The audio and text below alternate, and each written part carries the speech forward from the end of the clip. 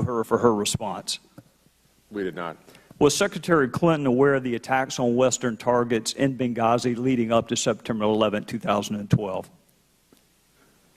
I believe our information. I'm asking Admiral Mullen. Yeah. I'm asking Admiral Mullen. I think she was. She was aware of the attacks on Western targets. Was she aware that the British ambassador was almost assassinated in Benghazi in the weeks and months leading up to September 11, 2012? I mean, I can't be positive, but I think she was. Was she aware of the request for additional security at the Benghazi facility? I would say no. Was she aware of a specific request from the ambassador himself for improved security at that facility? We never saw any request from Ambassador Stevens to. That wasn't my question. Was she aware of it? We never saw anything that indicated Ambassador Stevens asked for a significant upgrade at the facility. Well, there's been testimony that he has. My question was she aware of that? Was the Secretary of State aware of it? I don't know the answer to that. All right, and here's what I found confounding about that. The 1998 ARB, you start your ARB with a quote from a Spanish-American philosopher about history, and those who don't study it are doomed to repeat it.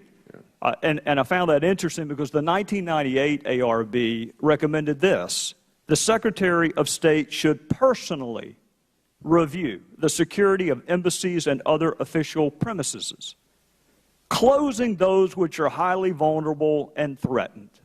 The Secretary of State, that was the specific recommendation from history.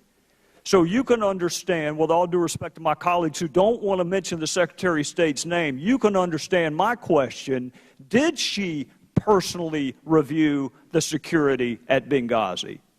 I don't know that. Not all the evidence that we saw indicated no, but I don't know the answer to that. Did she personally consider closing the facility in Benghazi? Again, given the fact that a panel exactly like the one you co-chaired recommended the Secretary of State personally review it. My question to you is, did she? I'm not aware that she did. So there is no evidence, despite a previous recommendation from an ARB just like yours, because what our colleagues on the other side say is, let's don't study the past, let's just look forward. You've made recommendations, all's going to be well now, all 30 of them will be implemented, and my point is, we had this recommendation.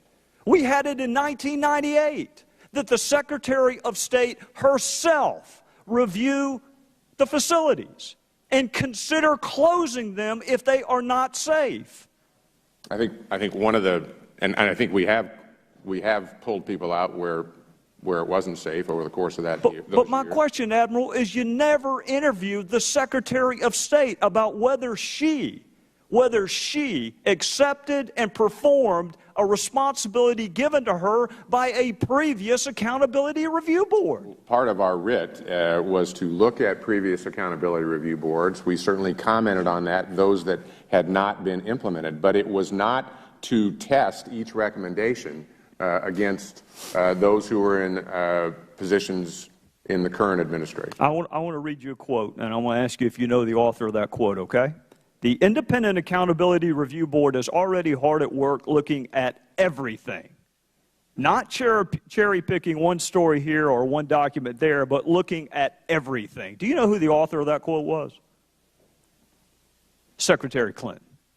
How could you look at everything when you don't even bother to interview the person who is ultimately responsible for what happens at the State Department? I think we've explained that we found no evidence that she was involved in the decision-making and no need, therefore, to do that. But I just cited for you, it is her responsibility. According to an ARB just like yours from 1998, she should personally review it. Did you ask her whether she was familiar with that previous ARB recommendation? We didn't interview her, so obviously we didn't ask her. I will read you another quote.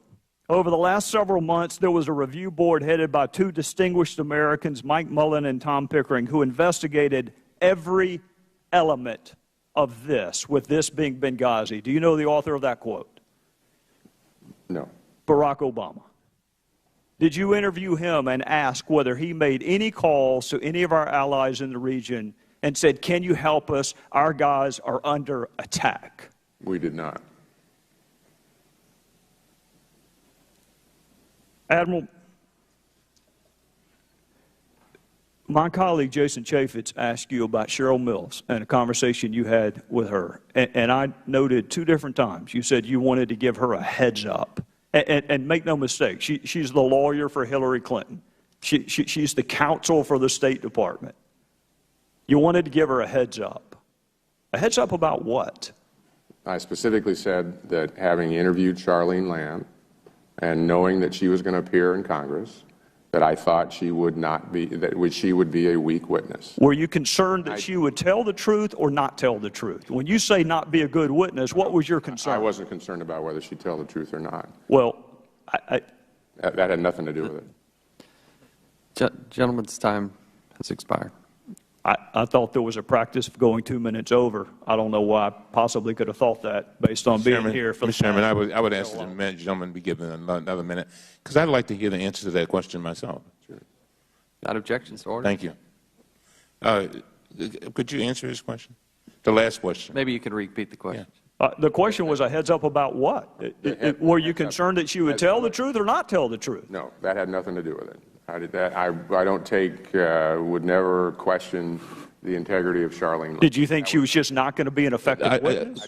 Would the gentleman just let him answer? That's why I just want to hear the full answer. I'm trying to help him, man. He's been around 40 years in the military, so he knows how to answer a question. I explained before, Mr. Gowdy, I had run departments. I had dealt with witnesses who came to Congress and representing the departments that I was in as best we possibly could. The intention of the heads up was to just, having sat down with Lamb, it was the first time I met her in our interview, that I thought there could be better witnesses to represent the department. Had nothing to do with the ARB. Better witnesses from what standpoint? At that time and place with respect to the events which had occurred in Benghazi. Well, Admiral, wasn't she a fact witness? I mean, the facts pick the witnesses. I mean, the State Department doesn't pick witnesses. The facts pick the witnesses. She was a fact witness, right? Right. So whether she's good or bad is immaterial. She's a fact witness. Yeah, I approached it from the standpoint of having run a department and many times working to have the department represented as best as we possibly could. That was it. Well, in conclusion, Admiral, let me just say from my previous life, I well understand having bad witnesses. I had plenty of cases where I wished I could have picked them, but I couldn't. She was a fact witness. The fact that she was not going to be a good fact witness for the State Department, to me, is immaterial. She's a fact witness. This is one. Would the gentleman yield on minute time that we neither one of us have? But just one thing, would the gentleman yield real quick? Sure. This is the question, and the reason why I want to hear your answer is this has, as I'm listening to you, this has nothing to do with honesty and integrity with regard to what the witness was saying. Nothing like that. And what did it have to do with? In other words, is it somebody? For example, if it's somebody who may not know the facts, may not understand. I mean, just what? I take Mr. Gowdy's point. She certainly was a fact witness. It was, from my perspective, a judgment that she hadn't done this before. Obviously, this was a terribly important issue, and to be able to represent that, particularly early in the process, I thought was very important, and that was the sole reason. And I take it that you wanted the best information to come to the ARB. At that point, sure. To the Congress. The Congress. Very well. This had nothing to do with the ARB. All right. All right. I yield back. Thank you. We'll now recognize the gentlewoman from New York, Ms. Maloney, for a very generous 5 minutes. Thank you. First of all, I'd like to thank the chairman and the ranking member for assembling such a distinguished panel. I particularly want to publicly acknowledge the selfless and distinguished careers of Admiral Mullen.